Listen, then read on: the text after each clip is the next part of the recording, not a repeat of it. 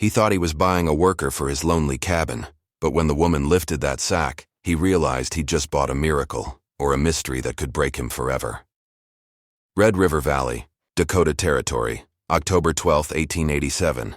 The wind carried dust and whispers through the wooden streets as the sun sank behind the pines. Inside an old timber yard turned auction house, rough men gathered with coins in their fists and whiskey on their breath. Among them stood Eli Carter, a 32-year-old lumberjack whose eyes held the silence of empty winters. He'd come only to trade his logs, not his heart. The auctioneer's voice cracked through the noise. $2 for the woman with the sack on her head. The crowd laughed, thinking it a cruel joke, but Eli's gaze froze on her. Small frame, trembling hands, standing still like a shadow that refused to disappear. Something in that stillness pulled him, something sad and strange. Before he knew it, his voice cut through the room. $2, he said, and in that moment his quiet life began to change forever.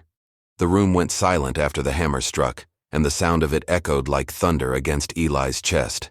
The laughter faded, replaced by an uneasy hush as the woman with the sack on her head was led toward him. Her steps were slow, hesitant, her wrists bound with a worn piece of rope. Eli didn't understand why his heart felt heavy. He hadn't meant to win anything, much less a person. When she stopped in front of him, the air between them felt thick with something unspoken. He handed over the $2 silver, rough coins that suddenly felt heavier than logs. The auctioneer smirked and walked away, leaving Eli with a stranger who didn't speak, didn't look up, didn't even breathe loud enough to be heard. He motioned her to follow as he stepped out into the cold night. The streets were empty, the lamps flickering weakly in the wind. He led her to his old wagon and helped her climb up, careful not to touch her hands. The drive back to the woods was long and quiet, the only sound the wooden wheels rolling over dirt. He glanced at her once. She sat still as stone, the sack moving slightly with her breath. The moonlight spilled across the wagon, turning her into a shape both human and ghostly. When they reached his cabin by the frozen river, he opened the door and stepped aside for her to enter. The fire inside had burned down to red coals, and the room smelled of pine and old smoke. She stood by the door, not moving until he said almost softly,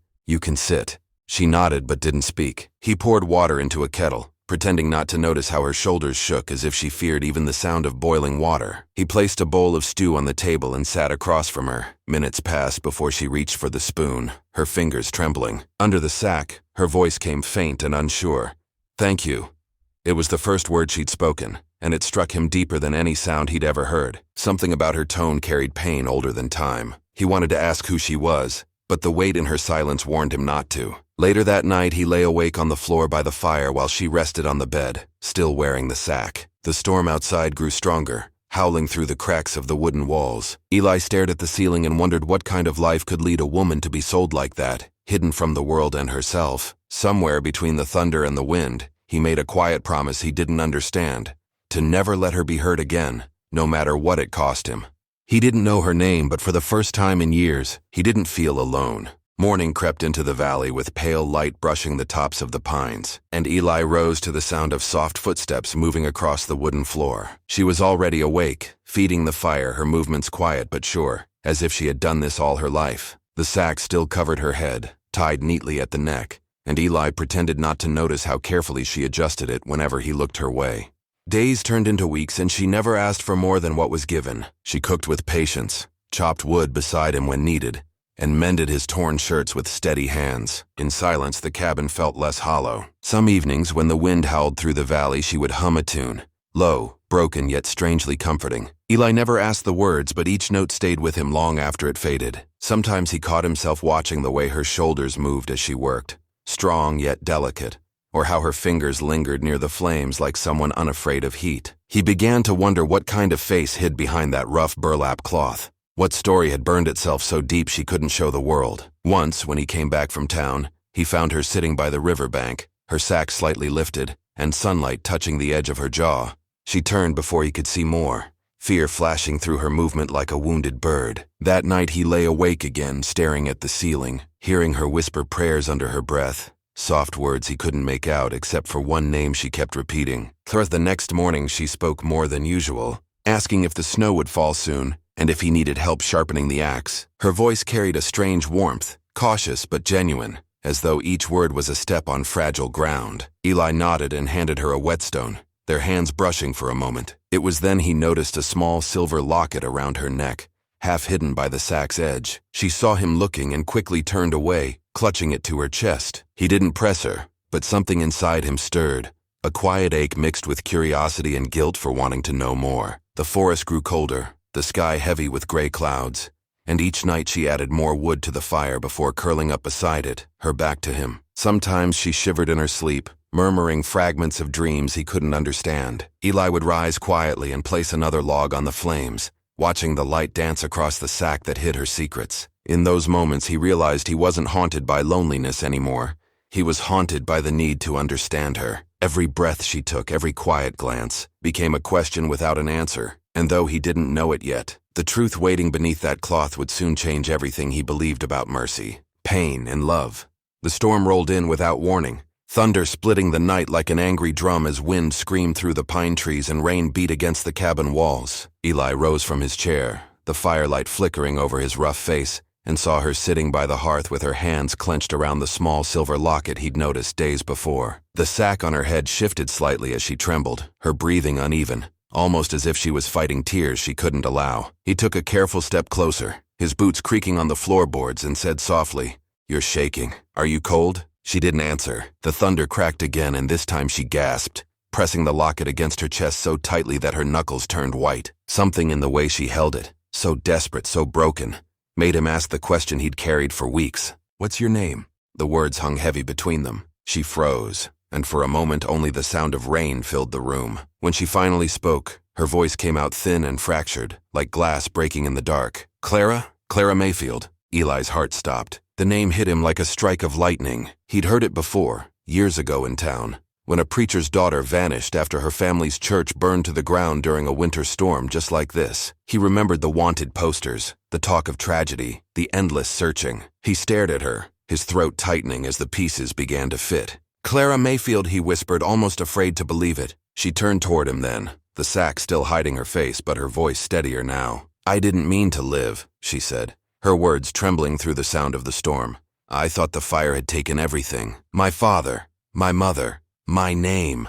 Her fingers loosened on the locket, and it slipped open, revealing a charred picture inside, a man with kind eyes and a little girl smiling beside him. The image was faded, edges burned, but Eli could see the resemblance. He stepped closer, but she flinched, her shoulders curling inward like a cornered bird. "They found me half alive," she continued, her tone heavy with shame. "A traveling group sold me off as work, then again and again until I stopped speaking. The sack was their idea. Said no one would buy a face marked by fire." Her voice cracked and fell silent, the sound of rain filling the empty space between them. Eli's chest ached as he watched her, this woman who had carried her scars beneath silence for so long. He wanted to say something, anything, but the words died in his throat. Instead, he moved closer, knelt by the fire, and said quietly, "You're safe here. Clara, you don't have to hide anymore."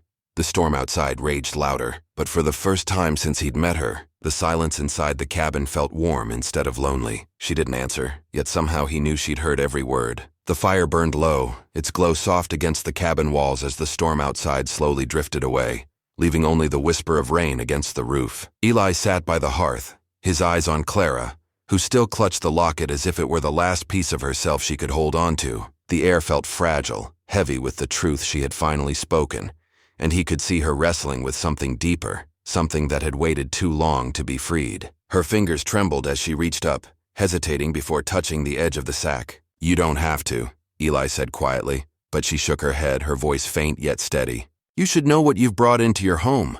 Slowly, she loosened the knot and pulled the sack away. For a long moment, Eli didn't move. The firelight caught her face and his breath caught in his chest. One side was marked by burn scars, deep and uneven, tracing from her temple to her jaw like the memory of flames frozen in her skin. Yet the other side, untouched, soft and calm, held eyes so clear and kind they made him forget the rest. She lowered her gaze, her voice breaking as she whispered, "This is what the fire left me. I thought hiding was easier than being seen." Eli felt no shock, no pity, only a quiet ache that reached into his bones. "You've carried enough pain," he said, his voice rough but gentle. "You don't have to hide it here." Clara's shoulders shook as she turned slightly toward the fire, her reflection trembling in the flickering light. "They said no man would ever look at me again without fear," she murmured. "The men who found me after the fire, they didn't see a person, just something to sell. Every time I was passed to someone new, I stopped speaking more, until you." Her words hung there, fragile and real, and Eli felt the cabin grow smaller around them, filled with something he hadn't known in years: tenderness. He reached out slow enough for her to pull away if she wanted, and touched her hand. She didn't move. Her skin was cool, thin as paper, but alive. "Clara," he said softly, "you survived more than they could destroy. That's something no fire can take." She looked up, tears glimmering where the scars met the smooth skin of her cheek, and for the first time, a small smile trembled through the pain. Eli saw strength there, not the kind that swings axes or endures storms, but the kind that keeps breathing when the world burns down. He felt something shift inside him, a warmth he hadn't known since his own heart turned cold. He didn't see her scars anymore. He saw the woman who had walked through fire and still found a way to be gentle. In that quiet room, with rain whispering outside and embers fading to ash, love entered silently, without promise or plan, but with the kind of truth that stays forever. Snow blanketed the valley in quiet silver as Clara stood beside Eli by the frozen river, her veil simple, her smile trembling with peace she had never known. The townsfolk gathered in silence, watching as two souls scarred by loneliness found warmth in each other's hands. The preacher's voice echoed softly, his words carried by the wind that smelled of pine and new beginnings. When Eli slid the small wooden ring he had carved onto her finger, she looked at him through tears that shimmered like ice under sunlight. "You're not what I bought, Clara," he whispered, his voice steady with love. "You're what I was missing."